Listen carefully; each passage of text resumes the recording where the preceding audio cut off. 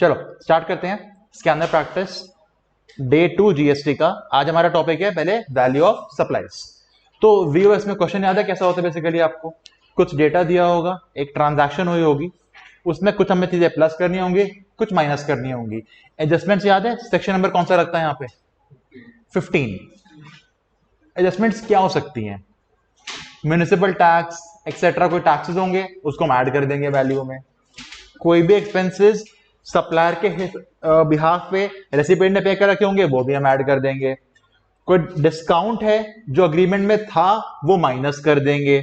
उसके बाद कोई सब्सिडी अगर गवर्नमेंट ने दी है वो माइनस कर देंगे, एनजीओ वाली नहीं माइनस करते हम लोग। ये पॉइंट्स याद आ रहे हैं आपको? उसके बाद पैकिंग मटेरियल, वारंटी चार्जेस वगैरह ऐड कर देंगे, टोटल आ जाएंगे वैल्यू के ऊपर। ये हमारा वैल्यू ऑफ सप्लाई। बस इसका लिंकेज कई बार कर देंगे एग्जेम्पशंस के साथ। तो आपको याद रखना पड़ेगा कोई ट्रांजैक्शन अगर एग्जेम्प्ट है वो वैल्यू का पार्ट नहीं बन सकती। और देखते हैं क्वेश्चन। देखो ये आज तक का आप कह सकते हो one of the most difficult questions जो वीयूएस का था ये है। नवंबर 23 6 मार्क्स। निकालना क्या है? देखो कह रहा है आप निकालो वैल्यू ऑफ सप्लाई। ठीक है जी।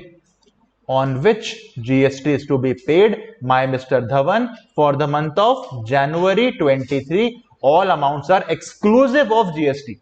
क्योंकि एक्सक्लूसिव नहीं होता तो हमें करना पड़ता। याद है कैसे करते हैं? मान लो 18% जीएसटी है, डिवाइड बाय 118%। देखो अच्छा, इसमें स्पेशल पॉइंट किस पे रखना? एक तो हमने देख लिया एक्सक्लूसिव है या इंक्लूसिव है। सेकंड बोला है for the month of January. ये क्यों बोला? कई बार होगा जनवरी में आपने किसी को सामान भेजा क्रेडिट पे, बोला कि 3 महीने पेमेंट कर दियो वरना तेरे पे लगा देंगे इंटरेस्ट। फरवरी मार्च अप्रैल में जाके पता लगेगा कि इंटरेस्ट लगना नहीं लगना। फिर इंटरेस्ट आपको मिलेगा मई वाले मंथ में जाके, तो उसका सप्लाई कब बनेगा? मई के अंदर। याद करो टीओएस, इंटरेस्ट जब मिलता है तब बनता है सप्लाई। हमें क्वेश्चन किसका मांगा है? जनवरी का। इसमें वो इंटरेस्ट नहीं लिखेंगे हम लोग। ये भी ध्यान रखना किस मंथ का बोला है आपसे निकालने को। समझ आया क्या बोला मैंने? आ जाओ आप क्वेश्चन देखते हैं। अच्छा, इस क्वेश्चन का फॉर्मेट एकदम बेकार का रखा है। देखो कोई नोट्स नहीं डाल रखे हैं लोगों ने। मैं बता दूं कैसे नोट बनाने हैं आपको। देखो सबसे पहला consideration received from security and housekeeping services. इन्होंने हाउसकीपिंग की सर्विसेज दी। किसको दी? होली फाउंडेशन एक एजुकेशनल इंस्टीट्यूशन है जो प्री स्कूल की सर्विसेज देता है आउटसाइड द प्रेमाइसेस। स्कूल के अंदर नहीं दिया, बाहर दिया, तो क्या हो जाएगा? ये टैक्सेबल। स्कूल के अंदर होता तो एग्जेम्प्ट हो जाता। याद करो एग्जेम्पशंस। याद आ रहा है? स्कूल के अंदर एग्जेम्प्ट, स्कूल के बाहर टैक्सेबल। तो इसका नोट पता है क्या आएगा? Note number 1। यहीं पे रेफरेंस दे देंगे नोट 1 का। चलो लिखो मुझे, मैं देखो लिखो। एक काम करता हूं, साथ में मैं खोल देता हूं एग्जाम्पशंस का मॉड्यूल भी, साथ साथ देख लेंगे। आ जाओ।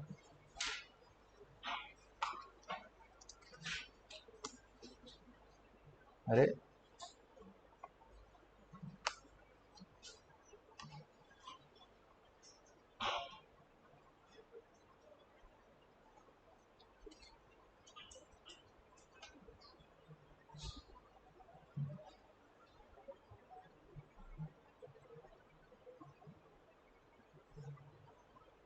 हाँ चलो, पहले तो सॉल्व कैसे करना है आपको तो बताता हूं एक बार। अरे आजा।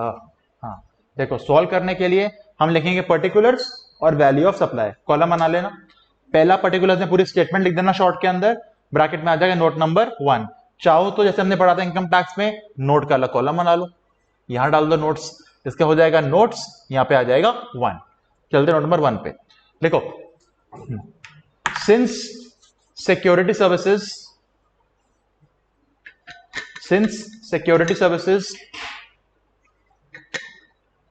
provided to the preschool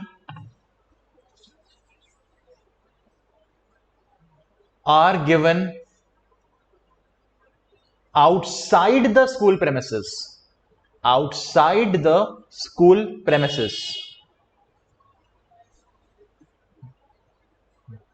They are taxable.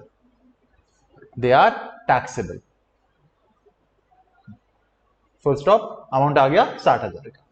Clear है पहला नोट? क्लियर? आ जाओ सेकेंड पॉइंट। सेकेंड कह रहा है अमाउंट आपको मिला है as honorarium for participation as a guest anchor on a TV in a debate. आप देखते हो कि आज के इलेक्शन आ रहे हैं तो न्यूज पे कितने लोग आ जाते हैं, कोई कांग्रेस का बीजेपी का लड़ रहे होते हैं, आपस में बातें कर रहे होते हैं, उनको न्यूज वाले पैसे देते हैं आने के लिए, भाई आओ तुमको तो पैसा मिल रहा है, चाहे आप प्रोफेशनल फीस बोल के दो, कुछ भी बोल के दो, ऑनरेरी में बोल दो, क्या लगता है एग्जेम्प्ट होगा, टैक्सेबल होगा? टैक्सेबल है भाई, पूरा 225 टैक्सेबल, कोई नोट भी नहीं चाहिए इसमें, तो पूरा अमाउंट टैक्सेबल। ठीक है, अच्छा आगे। Sum received as hiring charges for provision of non AC contract carriage. अच्छा, किसी ने कॉन्ट्रैक्ट कैरेज कोई कार या बस हायर पे ली जिसमें एसी नहीं है, क्यों ली? For the transportation of employees to and from the work to Siddhi private limited registered person. ठीक है, यानी कि सिद्धि प्राइवेट लिमिटेड के वर्कर्स को घर वगैरह भेजना था, उसके लिए उन्होंने क्या किया, कोई टैक्सी हायर करी। कितने टाइम के लिए हायर करी है? 3 महीने के लिए। कह रहा है बताओ किसका क्या होगा, क्या लगता है क्या होगा इसका? पूरा 1.5 लाख सैलरी में आ जाएगा, पूरा सारी वैल्यू में आ जाएगा, टैक्सेबल अमाउंट है भाई, हायरिंग तो टैक्सेबल ही होगी ना यहाँ पे, पक्का। पता है अगर ये नॉन एसी स्टेट कैरेज होता तो एग्जेम्प्ट हो जाता। स्टेट कैरेज गवर्नमेंट का होता है, कॉन्ट्रैक्ट वाला टैक्सेबल होता है, स्टेट वाला एग्जेम्प्ट हो जाता। लिखो note number 2।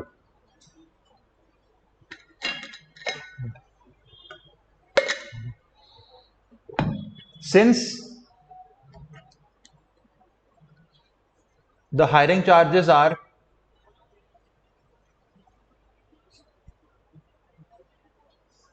for a non-AC contract carriage, are for a non-AC contract carriage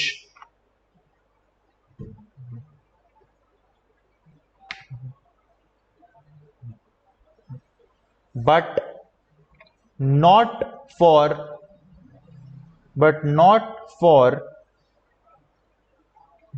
non-AC state carriage, non-AC state carriage,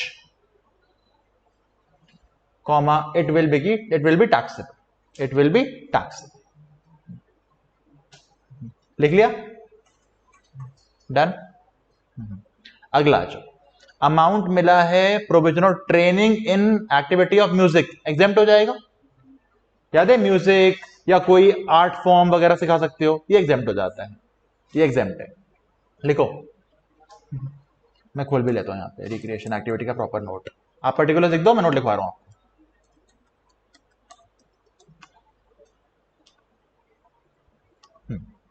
ये लिखो, services by way of training और coaching, services by way of training और coaching in recreational activities relating to art or culture, relating to art or culture by an individual are exempt, by an individual are exempt। First of note समझ आ गया? देखो इस note के 2 point बन सकते हैं। पहला पॉइंट क्या बन सकता है, अगर क्वेश्चन, जैसे क्वेश्चन ने क्या बोला था यहाँ पे, मिस्टर धवन बोला अगर कोई फर्म एलएलपी होती तो नहीं मिलता एग्जेम्पशन, इंडिविजुअल देगा तो एग्जेम्पशन, ये बात ध्यान रखना है यहाँ पे।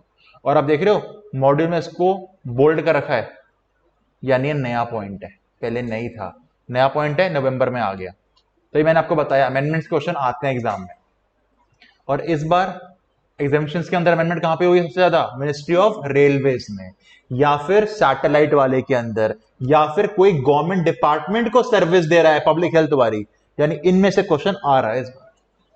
ये पता है ट्रेंड पकड़ सकते हो, अगर पकड़ लोगे ना टैक्स में आराम से एग्जेम्पशन ले आओगे, क्योंकि आपको सारा सिलेबस तो कवर करना है, फोकस किन पॉइंट्स पे करना है ये इंपॉर्टेंट हो जाता है। समझ आ गया पॉइंट आपको ये वाला? ठीक है। अच्छा, रेंटिंग ऑफ रेजिडेंशियल फ्लैट, इसमें भी अमेंडमेंट हुई थी लास्ट ईयर, पता है? Renting of flat to mister Sahil, जो क्या है, प्रोपराइटर है एक बिजनेस का। यानी मैंने अपना घर, रहने वाला घर, एक साहिल नाम के इंसान को रेंट पे दिया जो जीएसटी में रजिस्टर्ड है। उसने अपने रहने के लिए मुझसे घर लिया। सुनो इसमें अमेंडमेंट क्या थी, रेंटिंग पहला आर आपने किया, किसको किया, सॉरी रेंटिंग किसकी करी आपने, रेजिडेंशियल ड्वेलिंग की, अपना घर किराए पे चढ़ाया। क्यों, रहने के पर्पस, जो रेजिडेंस के लिए यूज करेगा। 3 आर होते हैं, R R R, renting of a residential dwelling for the use of residence. तीनों आर अगर होते तो पहले तो पूरा एग्जेम्प्ट हो जाता था। चाहे आप किसी को भी किराए पे दो, अपना घर रहने के लिए किसी को भी किराए पे दो, पहले पूरा एग्जेम्प्ट था। फिर गवर्नमेंट ने क्या बोला था, देखो इसमें 2 केस बनाए थे, लेने वाला रजिस्टर्ड पर्सन है या अनरजिस्टर्ड पर्सन है। अगर वो रजिस्टर्ड पर्सन है तो इसमें रिवर्स चार्ज का पॉइंट आ गया था। यानी अगर मैं ये पॉइंट डाल भी दूं यहां पे, धवन ने तो घर किराए पे चढ़ाया, इसको तो कभी टैक्स भरना ही नहीं, इसके ऊपर कौन भरेगा, साहिल। इसके लिए क्या हो गया, कुछ भी नहीं। तो देखो यहां पे लेके जाता हूं, रेंटिंग के पॉइंट पे आ जाओ। देखो रेजिडेंशियल ड्वेलिंग, देखो देखो एक सेकेंड, जा, हाँ ये देखो, पढ़ो क्या लिखा है, service by way of renting of dwelling for the use of residence. देखो खाली यहां तक था, पहले पहले क्या था, आर आर आर अगर हो रहा है तो क्या था, एग्जेम्प्ट। फिर क्या बोला, except where it is rented to a registered person. देखो क्या बोला, for this purpose registered person, देखो हाँ, this entry shall cover the services. कब कवर करेंगे, देखो देखो कैसे आते हैं, इसको ऐसे याद रख लो। पहले ट्रिपल आर अगर हो रहा था, पहले क्या था, एग्जेम्प्ट। अब बोला अगर ये ट्रिपल आर हो रहा है रजिस्टर्ड पर्सन को, तो 2 केस बनाए। पहला केस, वो अपने पर्सनल कैपेसिटी में रहने के लिए यूज कर रहा है तो एग्जेम्पशन है, पर अगर अपने बिजनेस के नाम पे ले रहा है तो टैक्सेबल है। जैसे समझो ये एकेडमी का ओनर कौन है, Umesh sir. Umesh sir GST में रजिस्टर्ड है, एकेडमी का ओनर बोला है, बिल्डिंग का ओनर नहीं बोला है। ये कोर्स ही घटिया है इनका तो यार, पता नहीं क्यों आ जाते हैं सीए कोर्स के अंदर बैठने ये लोग, तो नाम खराब करते हैं अपने कोर्स का। चुल्लू पर पानी में डूब के मर जा। हाँ सुनो, एकेडमी का ओनर कौन है, उमेश सर, जीएसटी में रजिस्टर्ड है। उनको अपना घर चाहिए था किराए पे किसी से, उनको एक बंदा मिला, उसने अपना घर किराए पे दे दिया उमेश सर को रहने के लिए। मुझे बता उमेश सर ने घर किराए पे क्यों लिया, बिजनेस का ओनर बन के या अपने पर्सनल कैपेसिटी में, पर्सनल कैपेसिटी में। तो इससे फर्क ही नहीं पड़ता रजिस्टर्ड है या नहीं है, इस पे क्या हो जाएगा, एग्जेम्पशन। पर यही अगर वो बीसीसी का ब्रांच बोल के लेते तो टैक्सेबल हो जाता। पॉइंट समझ आ गया, पक्का। अब आ जाओ इस क्वेश्चन के ऊपर, क्या बोला है, renting of residential house to mister Sahil, जो रजिस्टर्ड है और उसने अपने घर के लिए, ब्रैकेट में क्या लिखा हुआ, इन पर्सनल कैपेसिटी, मतलब टैक्सेबल एग्जेम्प्ट, एग्जेम्प्ट। और पता है अगर बिजनेस के लिए भी होता तब भी रिवर्स चार्ज बन जाता, इस पे टैक्स ही नहीं आता, सामने वाले ही पे करता। यानी इन शॉर्ट धवन को तो फर्क ही नहीं पड़ता एग्जेम्प्ट हो या रिवर्स चार्ज में हो। चलो लिखो उसके अंदर पॉइंट, लिखो नोट,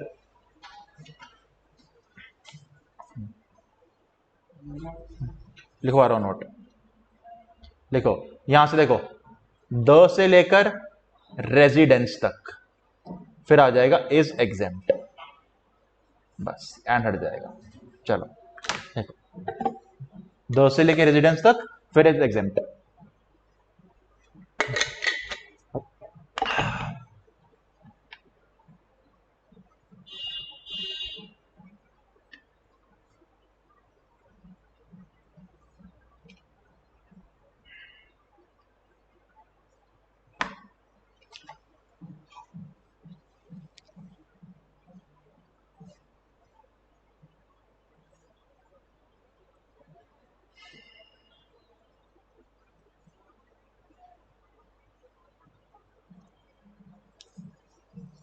समझ आ गया पॉइंट ये वाला, क्लियर है। देखो लास्ट टाइम 2 अमेंडमेंट्स कवर करनी लोगों ने उठा के सीधा, अमेंडमेंट से क्वेश्चन आते हैं बहुत ज्यादा। चलूं आगे, ठीक है, बस इसका टोटल मारेंगे, हमारा आंसर आ जाएगा वैल्यू ऑफ सप्लाई। 6 मार्क्स का क्वेश्चन आराम से। क्वेश्चन समझ आ गया? नोट्स कैसे लिखने समझ आ गया लिखने हैं? पक्का? चलो अब देखो, ये वाला क्वेश्चन सच में अच्छा सॉल्व करके दिया इन लोगों ने। क्वेश्चन नंबर 11 कब आया एग्जाम में? May 23। Mister Jayesh, registered supplier of Mumbai, received the following amounts. ठीक है, for the month of October. Okay, Jayesh को कमीशन मिला है as a recovery agent from a NBFC. याद करो, रिवर्स चार्ज। मैंने कहा था ना, एनबीएफसी या बैंक, चाहे सर्विस रिकवरी एजेंट से लें, चाहे डीएसए से लें, चाहे बिजनेस कौन सा होता है वो, जोर से बोलना, इंटरमीडिएट से नहीं, एक और वर्ड था ना, बोल रहा हूँ बीसी क्या था, बोल रहा हूँ बीसी का, यहाँ पे बिजनेस का वर्ड था ना एक, कॉरेस्पॉन्डेंट से ले, हमेशा क्या लगता है? Reverse charge. ठीक है, तो इस 80,000 पे कौन टैक्स पे करेगा भाई साहब की? वो इसकी वैल्यू में नहीं आएगा। इसका देखो क्वेश्चन ने कितना अच्छा प्रेजेंट रखा है, यहीं पे दे दीजिए रेफरेंस। इस क्वेश्चन को अब यहीं से पूरा उतार सकते हो, प्रॉपर नोट डाल रखे हैं यहाँ पे साथ साथ। अच्छा आगे देखो, एक्शनेबल क्लेम मिला है डेटर से। मुझे बताओ, एक्शनेबल क्लेम गुड्स होते हैं? हाँ, पर नेगेटिव लिस्ट में है, स्पेसिफाइड को छोड़ के। स्पेसिफाइड कौन कौन से हैं? लॉटरी, बेटिंग, गैम्बलिंग पहले भी थे, online gaming, horse racing, casinos. Actionable claim debtor वाला गुड्स है, हाँ। नेगेटिव लिस्ट में है, हाँ। क्या हो जाएगा? एग्जेम्प्ट, 0। सॉरी, नेगेटिव लिस्ट में है, क्या लिखा है यहाँ पे? Not a supply as schedule number 3। ठीक है, आप चाहो तो यहां लिख दो, पर आप बेटर है नोट नंबर देके नीचे लिख दो, क्लैरिटी रहेगी आंसर में आपके। वरना क्या होगा, एक पेज में आंसर पूरा नहीं आएगा आपको। तीसरा, अमाउंट मिला है फ्रॉम एबीसी लिमिटेड। भाई साहब क्लासिकल डांस परफॉर्म कर रहे हैं, 1.5 लाख तक होता तो एग्जेम्प्ट था, 174 का है, क्या हो जाएगा? टैक्सेबल। याद कराता हूं जरा, क्लासिकल डांस परफॉर्मेंस वैसे एग्जेम्प्ट है, कितना होना चाहिए वैल्यू? 1.5 लाख तक, पर अगर एज अ ब्रांड एम्बेसडर कर दिया, फुली टैक्सेबल। देखो, since the amount exceed 1.5 lakh, exemption नहीं मिलेगा। कहना ये अच्छा आंसर दे रखा है, ये फॉर्मूला अच्छा है, बस आप ऊपर मत लिखना, नोट रेफरेंस देके नीचे लिखना। बिजनेस एसेट यानी पुराने कंप्यूटर की बात कर रहा है, अपने फ्रेंड को फ्री में बांट दिए इसने। ठीक है, मार्केट वैल्यू दे रखी है 51,000 की। एक मिनट, शेड्यूल 1 पैरा 1 याद है? Permanent disposal of any asset without a cost. पर हम डीम्ड सप्लाई तब मानते थे अगर आपने आईटीसी लिया हो। कह रहा आईटीसी लिया ही नहीं है तो क्या होगा? कुछ नहीं होगा। अगर डीम्ड सप्लाई मानते ना, कितनी कॉस्ट पे बनता? 51,000 पे नहीं, 51,000। देखो पहली बात तो कैपिटल गुड्स है, कैपिटल गुड फ्री में दे रहे हो, मार्केट प्राइस और रिवर्सल के बाद जो आ रहा है इज हायर, वो आता। याद करो, 5% से कम करते हुए लाते हैं वैल्यू, जो बच जाती है, और मार्केट प्राइस का GST whichever is higher, वो पे होता। आईटीसी में पढ़ा हम लोगों ने पॉइंट ये वाला। इस पे क्या होगा? कुछ नहीं होगा, नील हो गया। समझ आ गया? नील क्यों हो गया? आईटीसी लिया ही नहीं हुआ था। कंसिडरेशन मिला, ओके, 1 महीने का rent from a registered person for renting for use of residence. अभी पढ़ के आए, क्या हो जाएगा? एग्जेम्प्ट। नोट में क्या लिखोगे? Assumed in a personal capacity. पक्का क्लियर? ये तो इनपुट सर्विसेज है इसकी, इसने किसी अनरजिस्टर्ड जीटीए से ट्रांसपोर्ट करवाया। जीटीए अनरजिस्टर्ड है, मतलब ये फंस गया रिवर्स चार्ज के अंदर। 15,100। एक सेकेंड, जीटीए से मेरा रिवर्स चार्ज बन रहा है, यानी मुझे अपनी जेब से टैक्स पे करना पड़ेगा। कितने रेट से? रेट बताओ? 5% से, यानी ये 15,100 मेरे पे आएगा 5%। वेरी गुड, 15,100 आ गया वैल्यू में, टोटल हमारा आंसर आ गया। क्वेश्चन समझ आया? पूछना कुछ? हाँ जी,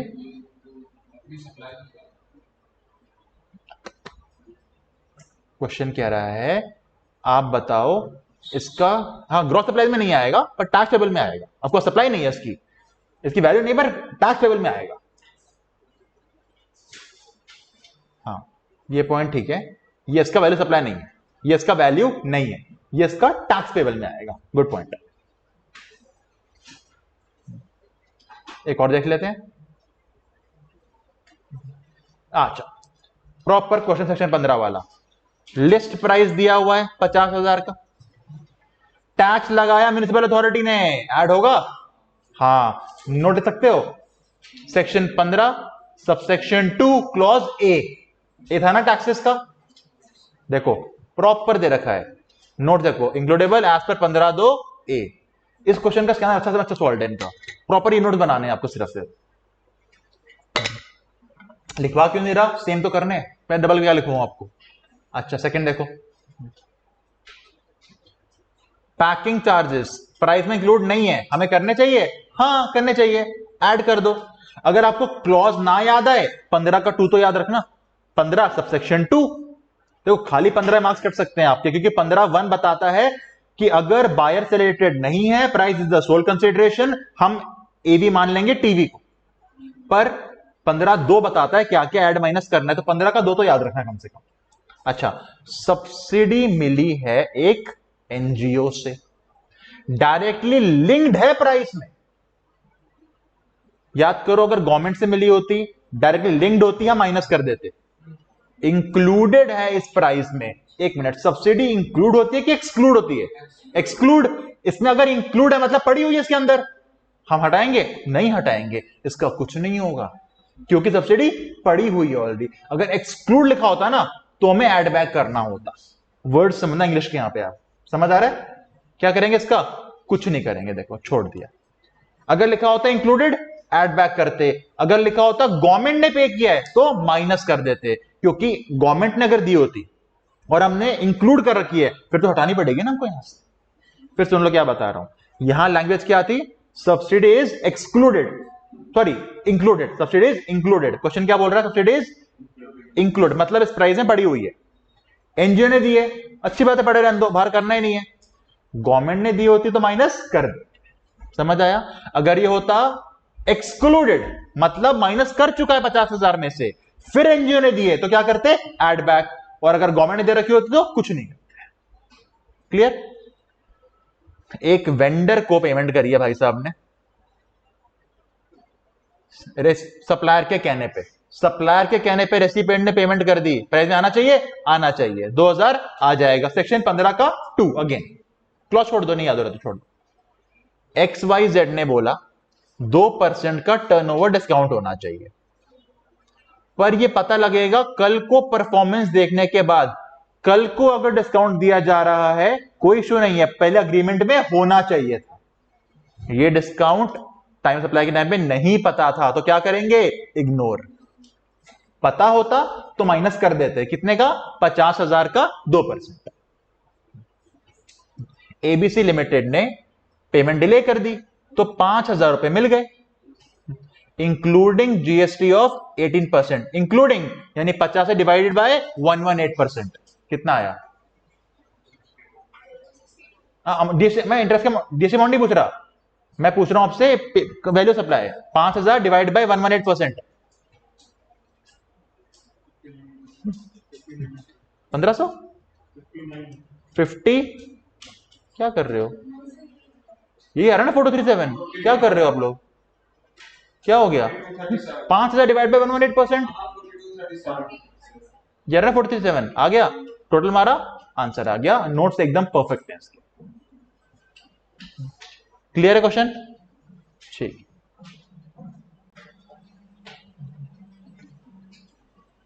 एक और कर लेते हैं दिसंबर 21 का, फिर देखते हैं आरटीबी में क्या आया हुआ है। आ जाओ,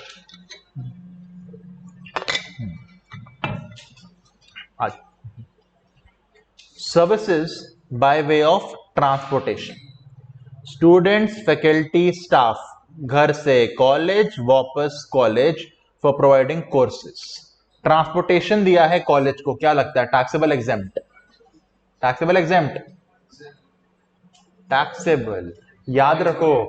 हाँ, कॉलेज को दिया है, स्कूल में एग्जेम्प्ट होता है, कॉलेज में नहीं। सेम वेज केटरिंग स्कूल में एग्जेम्प्ट है, कॉलेज में टैक्सेबल है। ऑनलाइन कोचिंग, ऑनलाइन मैगजीन वगैरह प्री स्कूल में टैक्सेबल है, स्कूल में टैक्सेबल है, कॉलेज में एग्जेम्प्ट है। भाई प्ले स्कूल के बच्चे को ऑनलाइन क्या पढ़ा लोगे, याद रखो। आ जाओ, लो आ गया ऑनलाइन मंथली मैगजीन जिसमें अपडेट्स वगैरह हैं लॉ के कोर्सेज में दिए, ये क्या हो जाएगा, एग्जेम्प्ट, ये एग्जेम्प्ट हो जाएगा। ये प्ले स्कूल में दिया होता तो टैक्सेबल हो जाता। House keeping services coaching institute को दे रहे हो भाई, टैक्सेबल है। स्कूल वगैरह में एग्जेम्प्ट होता, कोचिंग इंस्टीट्यूट है भाई ये तो। सिक्योरिटी सर्विस स्कूल को दिए, एग्जेम्प्ट। सिक्योरिटी सर्विसेज स्कूल को दी होती अगर किसी बाहर फंक्शन कराने के लिए तो टैक्सेबल हो जाता। Services of providing breakfast lunch dinner to students of college, ये टैक्सेबल है। स्कूल में एग्जेम्प्ट होता है, कॉलेज में मिड डे मील्स नहीं होते, ये क्या हो जाएगा, टैक्सेबल। पक्का क्लियर है, ठीक है, बस नोट दे रखे हैं, कर लेना इसको। चलते हैं आरटीपी के ऊपर, समझ आ गया।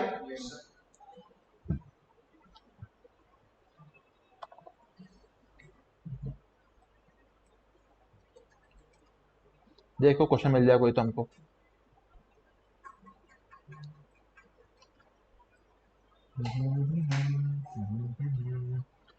ये तो वैल्यू सप्लाई का नहीं है, नहीं है क्वेश्चन, नहीं क्या आरटीपी में कोई इसका है, आप देखना जरा एक बार, मुझे मिल नहीं रहा इसका क्वेश्चन कोई। ये तो पेमेंट टैक्स का है, आई थिंक आरटीपी में तो नहीं है, आरटीपी में तो नहीं है। एमसीक्यू है, केस स्टडी का पॉइंट है, इसमें क्या कर रहा हूँ, पूरा केस देखना पड़ेगा पॉइंट के लिए, छोड़ दो। मॉक देख लेते हैं, आ जाओ मॉक। मॉक में तो होगा, एक में तो डालते हैं क्वेश्चन, अगर एक जगह ना हो ना, एक में तो आता है।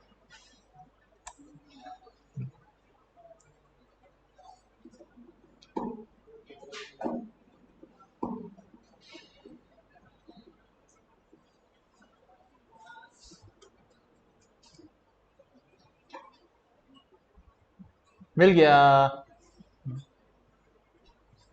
गुलाटी लिमिटेड रजिस्टर्ड सप्लायर कहां पे है, मुंबई मतलब महाराष्ट्र। महाराष्ट्र के बंदे ने सामान सप्लाई किया है मृदुल ट्रेडर्स को और कालू मोटर्स को। ट्रेडर्स कहां पे है, गुजरात में, ये कहां पे है, महाराष्ट्र में। यानी पता लग गया, जब जब सामान जाएगा मृदुल के पास वो होगा आईजीएसटी, जब जब जाएगा पुणे में कालू के पास वो क्या होगा, सीजीएसटी और एसजीएसटी। ये बात ध्यान रखना। ओके, प्राइस ऑफ गुड्स 10,000 30,000 दोनों में आएगा वैल्यू के अंदर। पैकिंग चार्जेस भी आएंगे, कमीशन भी आएगा, वेटमेंट चार्जेस भी आएंगे, डिस्काउंट क्या हो जाएगा, माइनस हो जाएगा। सब कुछ ले लिया, टोटल मार दो, एंड में क्या निकालना है, टैक्स लायबिलिटी। अरे वाह, इससे इजी क्वेश्चन क्या होगा भाई, लगाओ कितना आ रहा है, 11,000। मृदुल कौन है, आईजीएसटी, गुजरात का बंदा है। 11,000 का कितने परसेंट, 18%। क्लियर, ये कितना है 30,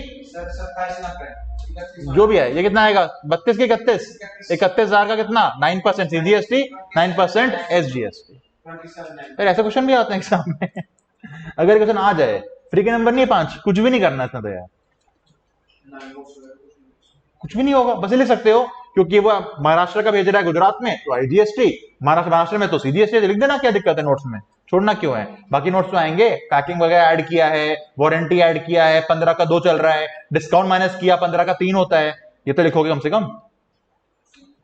ये देखो, ये आंसर आ रहा है।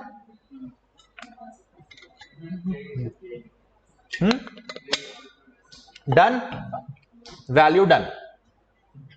अब एक काम करते हैं, देखते हैं प्लेस ऑफ सप्लाई। देखो इसके अंदर तो होगा नहीं पीओएस का, पहली बार तो ऐड हुआ इंटर के अंदर, तो पीओएस में देखो जो चैप्टर पहली बार ऐड हुआ है, समझो place, TDS, TCS, accounts and records. इस तीन में ना देखो 99% चांसेस क्या होते हैं, इलस्ट्रेशन जो आपके मॉड्यूल में वही उठ के आ जाएंगी, या फिर आरटीपी क्वेश्चन जो आए वो आ जाएंगे, या मॉक के दोनों क्वेश्चन आ जाएंगे, या फिर अगर इसमें कोई अमेंडमेंट हुई है तो वो आ जाएगा। ये हमारा मेन चैलेंज होता है। हाँ, अरे तुम्हारे में होगा, तुम छोड़ो ना, क्वेश्चन एग्जाम का दिख रहा है कोई, तो उसने भी कहा था कल पीओएस में है, एग्जाम क्वेश्चन नहीं है ना कोई। तो सुनो, आपको क्या करना है इसमें, आई से वाले क्वेश्चंस आरटी ब्लॉक में करा दूंगा आपको अभी के अभी। और अमेंडमेंट एक बार याद कराओ मुझे, प्लेस ऑफ सप्लाई में अमेंडमेंट क्या हुई थी? हाँ, मेरा एक दोस्त मुंबई गया शॉपिंग करने, मैंने बोला वहां से मेरे लिए प्लीज ये बॉटल लेके आना भाई। मेरे दोस्त ने बोला ओके। अगर मेरे दोस्त ने वहां मुंबई में बता दिया मैं गुड़गांव के आया हूं, गुड़गांव का स्टेट बता दिया, तो क्या लग जाएगा? प्लेस क्या बन जाएगा? गुड़गांव हरियाणा, आईजीएसटी लग जाएगा। पर अगर मेरे दोस्त ने वहां नहीं बताया कि मैं कौन से स्टेट से आया हूं, तो पीओएस क्या बन जाएगा? वही स्टेट। याद आया? Second, advertisement services. मैंने लक्ष्य एडवर्टाइजमेंट कंपनी को बोला मुझे अपनी कोचिंग का ऐड करवाना है, तुम्हारे पास होर्डिंग्स है? उसने बोला होर्डिंग है मेरे पास। तो उसने मुझे दो सर्विस दी, होर्डिंग की सर्विस भी दी, मतलब इमूवेबल प्रॉपर्टी का रेंटिंग दिया, और मेरा ऐड भी करवाया। प्रिंसिपल क्या बन गया? Renting of IP. जहां वो होर्डिंग है वो बन जाएगा प्लेस ऑफ सप्लाई। पर मैंने उसको बोला सेकंड केस, मेरे पास जगह है होर्डिंग, आके ऐड लगा दे मेरा बस। अब वो मुझे क्या दे रहा है? Add services. इसमें क्या बनेगा? पीओएस। मैं रजिस्टर्ड हूं तो मेरा एड्रेस, वरना 12 का 2 लग जाएगा यहां पे। अमेंडमेंट हिट हो गई। क्वेश्चन आ सकता है अमेंडमेंट के ऊपर। आओ देखते हैं आरटीपी में अगर दिख जाए प्लेस ऑफ सप्लाई का कोई क्वेश्चन हमको कोई है। ये तो होगा ही, नया ऐड हुआ है भाई। Place place place place place place place place place मिल गया प्लेस। ओके, अरे बड़ा अच्छा क्वेश्चन है। तो देखो, पता है जिसको चैप्टर नहीं आता होगा कॉमन सेंस लगाएगा ना, आंसर हो जाएगा आपका। समझो क्या बताना है? पीओएस। अच्छा याद है पीओएस के सेक्शन सीजीएसटी के नहीं है, आईजीएसटी के हैं। ये बात ध्यान रखना एग्जाम में बहुत ज्यादा। Miss Kanika of Calcutta West Bengal. अरे सुनने में दीदी को कुछ हो गया है ना? ट्रेड में गिर गई।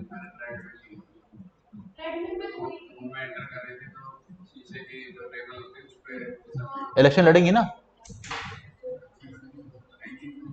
अबे यार नेशनल लेवल पे यहाँ पे 10 स्टिचेस आए। चलो, वेस्ट बंगाल की कनिका जी जोधपुर में कॉलेज करने गई हैं, ठीक है? कॉलेज की फीस देनी थी। अब वेस्ट बंगाल की रहने वाली, राजस्थान में गई है, तो उसको बनवाना था डिमांड ड्राफ्ट। राजस्थान के कॉलेज में गई, बोला मेरा डीडी बना दो। भाई बैंक वाला डीडी बना के चार्जेस तो लेगा, डीडी के चार्जेस आपसे। देखो, अगर बैंक वाले ने चार्जेस नहीं लिए, बोला ये रहा पैसा ये रहा डीडी, फिर तो मनी हो गया, सप्लाई नहीं है। चार्जेस तो सप्लाई है। मिस कनिका का वहां पे अकाउंट ही नहीं है। एक मिनट, कनिका जी का जो वेस्ट बंगाल की रहती हैं अकाउंट ही नहीं है, मतलब बैंक वाले के पास उसका एड्रेस ही नहीं है। तो बताओ पीओएस क्या बन जाएगा? बैंक। खत्म। हो गया, पॉइंट क्लियर, इजी। आगे देखते हैं। मीजू मशीन लिमिटेड, सब छोड़ो, कहां पे है ये? आंध्र प्रदेश, ठीक है जी। इसने मशीन किसको भेजी है? केएन वेट, जो भी छोड़ो, कहां पे भेजी है? कर्नाटका में। आंध्र प्रदेश वाले ने मशीन भेजी है कर्नाटका में। है तो ये goods. However this machine was assembled and installed eight farms limited, जो कहां पे है? तमिलनाडु। ये लो भाई, क्या बन जाएगा? तमिलनाडु। जहां इंस्टॉल हो गया, क्वेश्चन खत्म। पीओएस हो गया। अब देखते हैं क्या मॉक में है क्वेश्चन पीओएस का। है कहां है?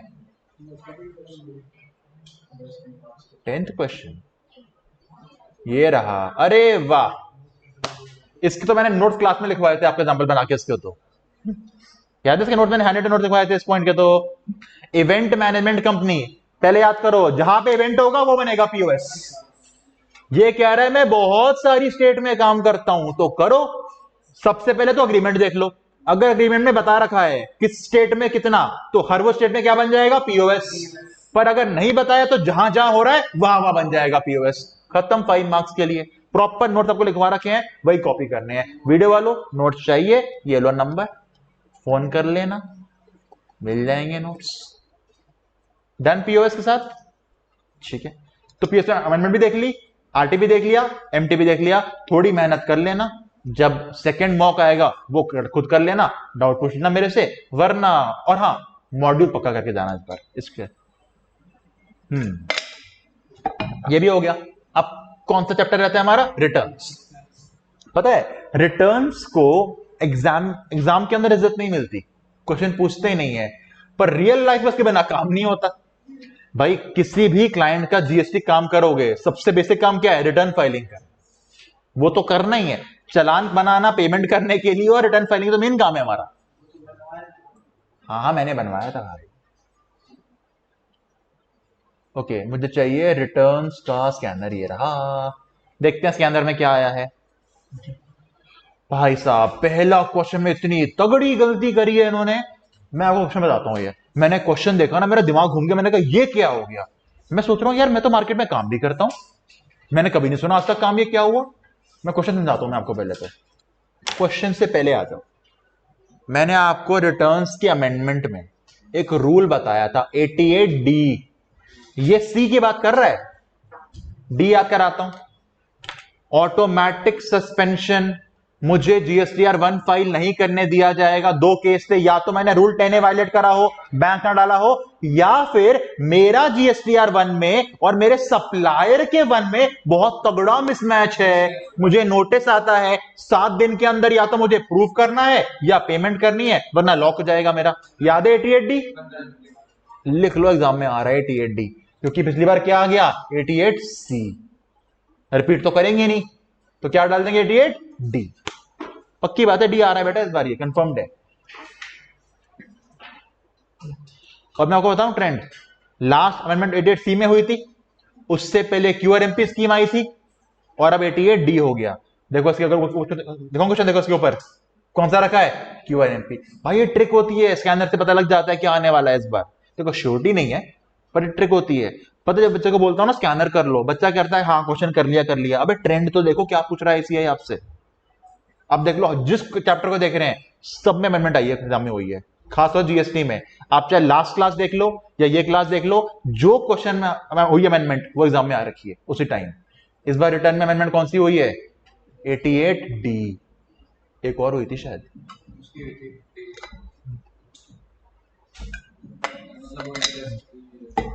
इंटरेस्ट याद करो, मैंने एग्जांपल बताया था चार्ट बना के, ITC वाला याद आया? Section 50 subsection 3। हाँ याद आया? जब गलत इनपुट ले लेते हैं बेटा, कर लेना, आ सकता। हाँ।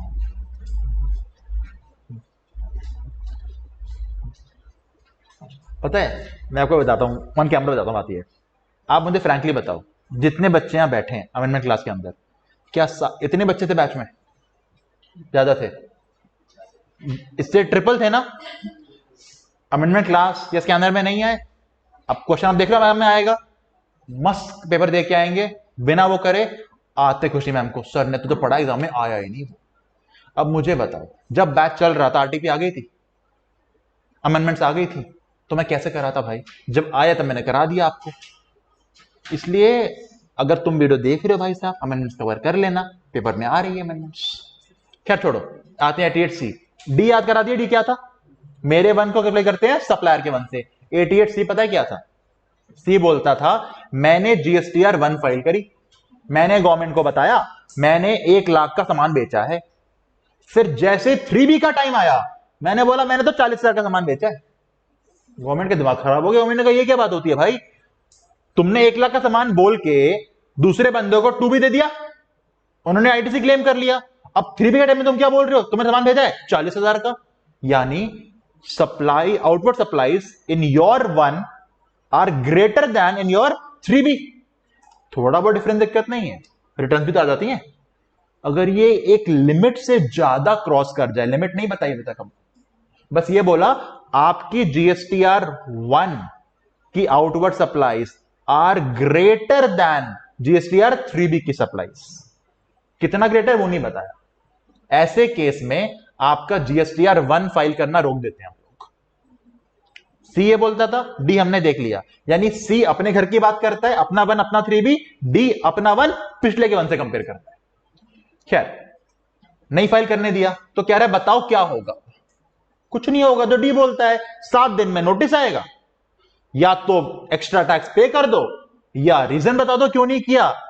कर दोगे, वन फाइल कर सकते हो, वरना सस्पेंड कर देंगे, बस यही होता है।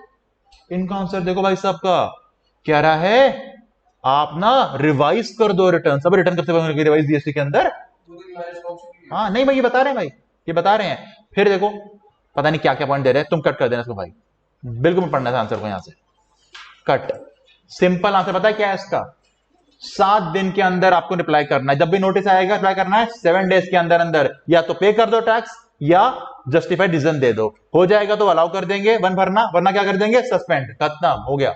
ये लिख के आना है आपको, जो 88D की लैंग्वेज थी ना हमारे अमेंडमेंट में, बस वो सी में कन्वर्ट कर देना, डिट्टो सेम। वैसे सी आएगा नहीं इस बार क्या आने वाला है, डी। देखो वही हो रहा है, आ जाओ क्यूआरएमपी पे आ जाओ, क्यूआरएमपी थोड़ा याद करते हैं। क्वार्टरली रिटर्न पर पेमेंट कैसी है, मंथली। पेमेंट डेट क्या है, तो महीने के 3 क्वार्टर होते हैं, सॉरी क्वार्टर के 3 महीने होते हैं। मान लो अप्रैल में जून, अप्रैल का टैक्स जमा करना है 25 मई को, मई का होगा 25 जून को, पर जून का होगा या तो 22 जुलाई को या फिर 24 जुलाई को 3B फाइल करते हुए। ये हमको बात है, डिपेंड करता है ना कौन से रीजन में हो इंडिया के, 22 या 24 में हो। अच्छा फिर इसमें रिटर्न्स की बात करते हैं तो एक ही होती है जी 3B, जो जाती है क्वार्टर के आखिरी वाले महीने के बाद, है ना, है ना। 3B कब जाती है, बाद में जाएगी ना, अप्रैल में जून की 3B कब जाएगी, 22 जुलाई या 24 जुलाई को। पर GSTR1 कब जाएगी, जुलाई की 11 तारीख को, 11 जुलाई को पूरे क्वार्टर की। पर मैं अगर हर महीने भरना चाहूं तो क्या बोलते हैं, IFF, इनवॉइस फर्निशिंग फैसिलिटी, यानी मैं अप्रैल की आउटवर्ड सप्लाईज 11 मई को फाइल कर सकता हूं, सॉरी 11 नहीं 13 मई को, 13 मई को फाइल कर सकता हूं, इसे बोलते हैं IFF। इसमें एक लिमिट थी, उस महीने का टर्नओवर 50 लाख का होना चाहिए। एंड इसमें सिर्फ आती है B2B सप्लाईज। B2B क्यों आती है, क्योंकि हम ITC आगे बताना चाहते हैं।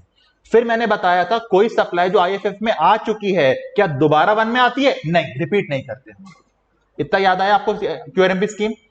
फिर हमने इसमें देखा था टैक्स पेमेंट के 2 ऑप्शन होते हैं, एक तो फिक्स सम मेथड।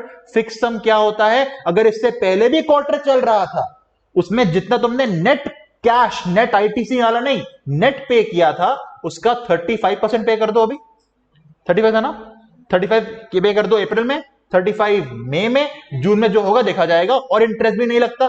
लेट कम ज्यादा हो गया तो गवर्नमेंट ने बोला है। ये था हमारा फिक्स सम मेथड। एक होता है जितना कैलकुलेट करते हो पे करते हो, सेल्फ असेसमेंट होता है वो।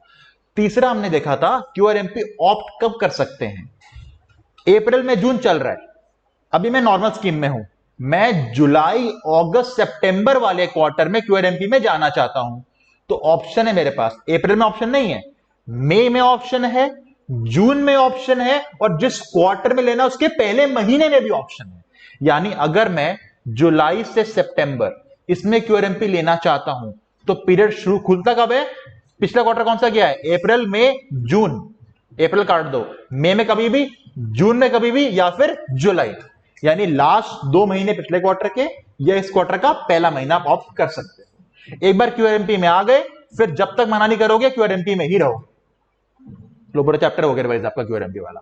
आप क्वेश्चन देखें, सुमित रजिस्टर्ड पर्सन है, कहां पे है जी, मई में सोच रहा है क्यूआरएमपी में जाना है, मई में सोच रहा है। मई क्वार्टर का कौन सा महीना होता है, दूसरा, अप्रैल मई, यानी ये कब से ले पाएगा, जुलाई अगस्त सितंबर से, पक्का। पर इसने पुरानी रिटर्न नहीं फाइल कर रखी तो नहीं जा पाएगा। सॉरी गलत बोल दी, सॉरी सॉरी सॉरी सॉरी।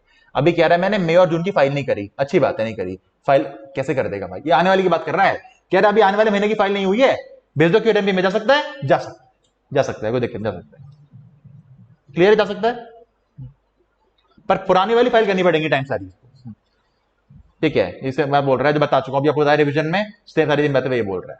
आगे चलते हैं, ये बात कर रहा है IFF की। बताओ IFF कब फाइल होती है, पहले 2 महीनों के लिए। अगर मैं क्वार्टर बोलूं जनवरी फरवरी मार्च, तो जनवरी की IFF हो जाएगी, हाँ 13 फेब, फेब की हो जाएगी, हाँ 13 मार्च, मार्च की होगी नहीं, अब तो GSTR बन जाएगा। वो महीने का होता है क्वार्टर का होता है, क्वार्टर का। बताओ केसेस जब डिबार्ड हो, डिबार्ड तो एक ही केस में होते हैं जी, कि आपका टर्नओवर 50 लाख से ऊपर चला गया उस महीने का, ठीक है, या फिर थर्ड महीने में तो डिबार होता ही हो, थर्ड महीने बाद तो क्या जाता है, जीएसटीआर 1 जाता है, ठीक है। ऑल टैक्सेबल पर्सन और tax payers are required to file GSTR 1 only after the end of the current tax period. याद करो, अप्रैल का जीएस, बाहर आ जाओ क्यूआरएमबी से, बाहर आ जाओ क्यूआरएमबी से, नॉर्मल स्कीम में चलते हैं, मंथली स्कीम में चलते हैं। अप्रैल की जीएसटी 1 का फाइल होती है 11 में, मई की फाइल होती है 11 जून, जून की 11 जुलाई, अप्रैल चल रहा है सर थोड़ा, अभी आज क्या डेट है 19 मार्च, मार्च की जीएसटीआर 1 कब जाने वाली है, 11 अप्रैल को, यानी 1 मार्च से लेके 31 मार्च तक जो भी बेचूंगा कब जाएगी 1, 11 अप्रैल को जाएगी जीएसटीआर 1। क्या मैं आज 19 मार्च को ही फाइल कर सकता हूं जीएसटीआर 1 पूरे मार्च की? जनरल आंसर है कैसे कर दोगे भाई, तुम्हें क्या पता कितनी और सप्लाई करने वाले हो अभी। पर दो केस हैं जब कर सकता हूं। पहला केस, मैंने अपना नंबर सरेंडर करा दिया गवर्नमेंट को, कैंसिल हो गया मेरा जीएसटी नंबर, 19 तारीख को कैंसिल हो चुका है, तो भाई फाइल तो करना पड़ेगा यहां तक का। सेकंड, मैं तो सीटीपी हूं, कैजुअल टैक्सेबल पर्सन, 90 डेज की वैलिडिटी है, खत्म हो गया वैलिडिटी, तो फाइल तो करना पड़ेगा। सर सीटीपी एनआरटीपी क्यों नहीं है, एनआरटीपी फाइल 1 फाइल करता ही नहीं है, ये तो पॉइंट याद रखना। इन दोनों को उसी महीने फाइल करना पड़ता है क्योंकि इनका तो अगला टैक्स पीरियड ही नहीं आएगा।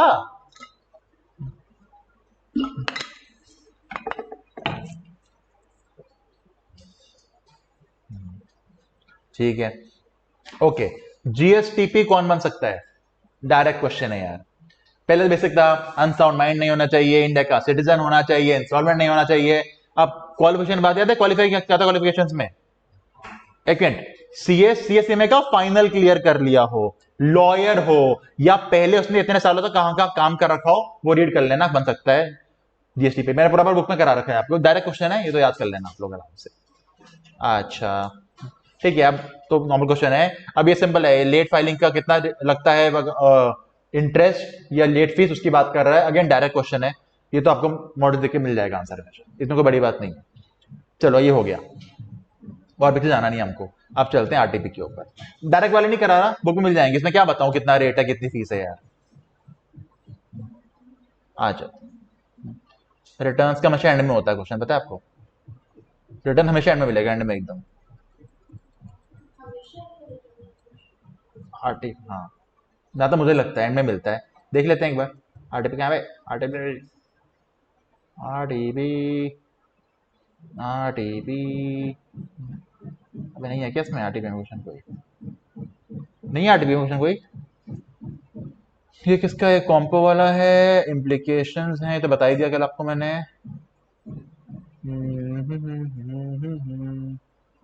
आरटीपी नहीं है क्वेश्चन रिटर्न्स का कोई, नहीं आरटीपी में तो नहीं दिख रहा मुझे रिटर्न्स का, नहीं है। मॉक देख लेते हैं, मॉक के अंदर ये लो भाई आ गया। क्या कर सकते हैं रिवाइज, नहीं कर सकते। क्या हो सकती है उसकी, amendments in the future returns. अच्छा मुझे बताओ, आखिरी अमेंडमेंट कब तक पॉसिबल होती है, एआर से पहले या 30 नवंबर, विच एवर इज अर्ली। ठीक है, खत्म 3 चैप्टर हो गए हमारे। कौन कौन से हो गए आज, वीयूएस, पीयूएस, रिटर्न्स। कल का हमारा क्या है, कल कौन से करने वाले हम लोग, एग्जाम्पशंस। एक ही है कल हमारा, एक ही चैप्टर कल हमारा, क्या बात कर रहे हो, ऐसे क्या, पक्का। एक काम करते हैं, एग्जाम्पशन के साथ कल जोड़ देते हैं TDS TCS accounts and records, क्योंकि उसमें स्कैनर तो है नहीं, आरटी मॉक हो जाएगा हमारा। ठीक है, तो कल कौन कौन से exemptions, TDS TCS accounts and records, ये प्लीज ग्रुप में डाल देना, क्योंकि उसमें क्वेश्चन एग्जाम तो है ही नहीं ना, मॉक आरटी हो जाएगा हमारा। कल क्लास होगी सुबह 11 बजे, कल मिलते हैं, बाय बाय।